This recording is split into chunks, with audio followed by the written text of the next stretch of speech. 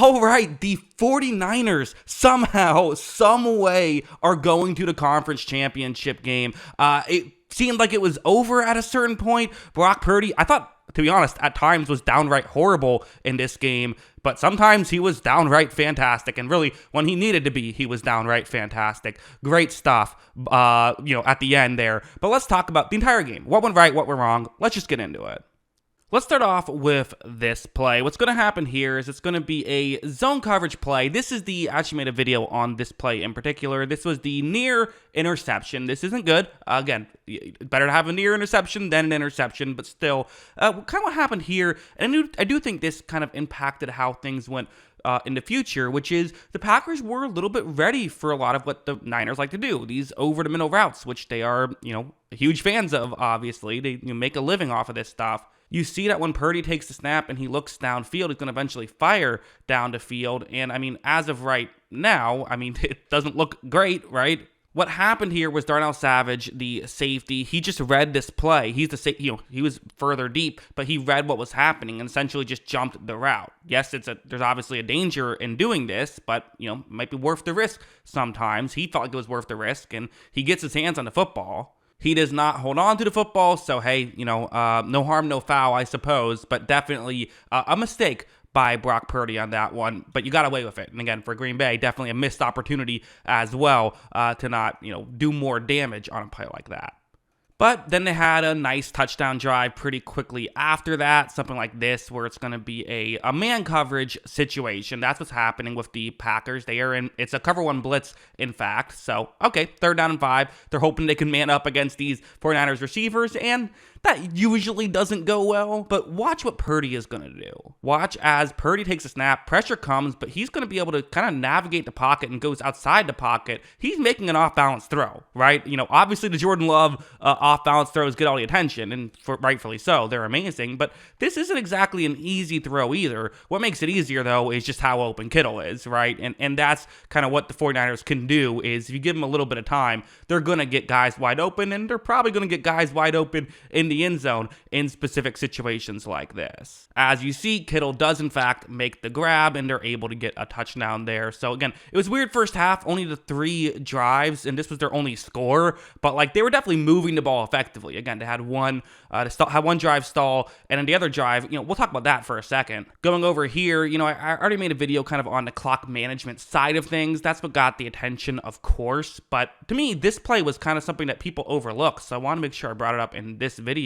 So there's 28 seconds left. It's a 1st down and 10. The 49ers have burned 2 timeouts already. So, you're in a situation now where you kind of have to push the ball down the field a little bit if you're going for more than a field goal. I get it. You want to get in field goal range, but you also want to ideally have a chance at a touchdown.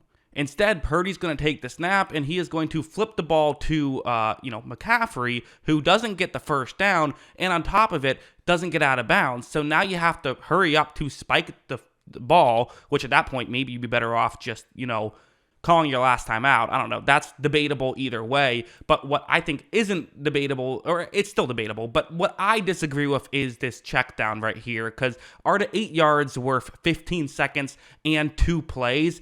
I don't think so. I think that's a mistake, in my opinion, by Purdy. I would have rather seen him, throw the football away. But to be honest, this is the way this route was designed. So personally, I don't get why you cut over the middle there. In this situation, I'd rather have McCaffrey cut towards the sideline. That would make more sense to me.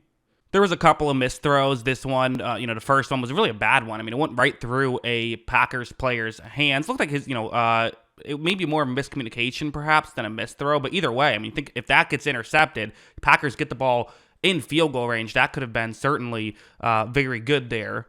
Also, this one kind of a weird one where you're going to see, Purdy under pressure for sure, but definitely misses that one. And really, he had a few where when he was under pressure, he wasn't quite able to make it work. This one, another one where, again, under pressure for sure, but at the same time, a missed throw is a missed throw. Yes, it's under pressure, sure, but, opportunities here for San Francisco, they just weren't able to hit on. Like this one, another one. Again, I can't tell if this is a miscommunication or what, but like, again, it's just like there's windows here that the Niners just weren't taking advantage of. And, I think the Packers defense certainly played well at times, but there were other times that, San Francisco, they were just missing. There were, moments of George Kittle being unguardable, right, on this play. It's going to be a 3rd down and 6. It's man coverage. But when Purdy takes a snap, they try for a switch here, but just are not clean on it at all. And you see how open George Kittle ends up getting. You can't let him get this open. Not just that, but he's going to end up doing some really good stuff in open space because, again, he's George Kittle. It's what he does. But still, for Green Bay, you got to be cleaner on that. But again, hey, it's George Kittle. That's how good he can be.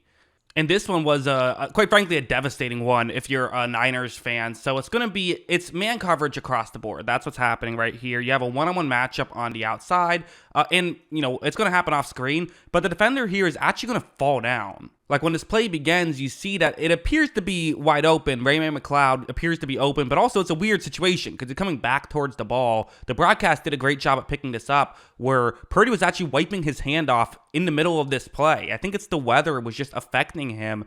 It's possible there was some sort of communication thing, but I don't think so. I think this just kind of slipped out of his hand. As you see, it's really off, and I don't know if that's a touchdown if he hits it in stride. I don't think so, but I think they're getting inside of 20 at the very least. You could at least kick a field goal and make it a 1-point game, even if you don't get into the end zone, but obviously a great chance at getting into the end zone.